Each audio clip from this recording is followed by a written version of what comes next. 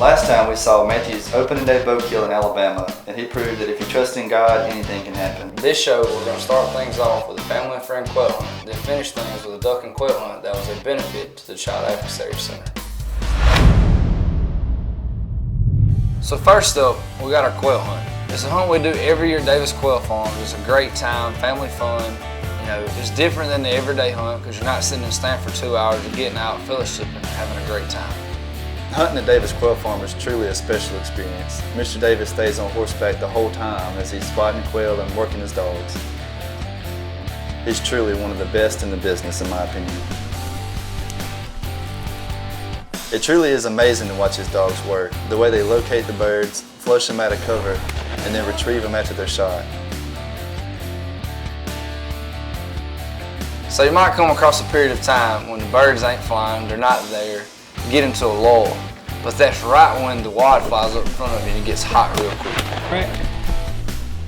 And then there's times where there's birds everywhere. There's one after another, everybody's shooting and it's tons of fun.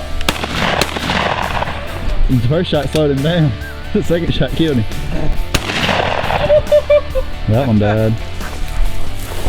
So after a full morning of freezing our tails off, we go back to the truck to take some pictures of our success.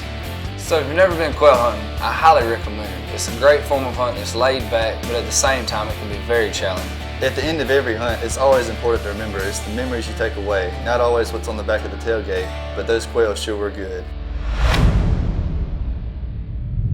On the second half of this video, we traveled to Soggy Bottom Lodge in Marengo County, Alabama for a benefit hunt for the Child Advocacy Center.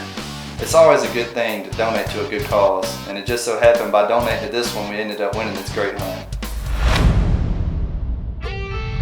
So after we arrived at the lodge, it didn't take us long to sit down and enjoy some family friend time and chase to grab a fishing pole for some evening fishing. So the next morning we head out to the duck blind. And let me just tell you what, this is not your typical duck hunt. The guide was actually telling us when the ducks would be coming over. About a 9 o'clock push, it usually happens. Hey, this is like TK Mike. This is like TK Mike. I'm gonna call 5 times. Come out that bush right there. Sure enough, just like the guide said, it didn't take long before I had some ducks on camera.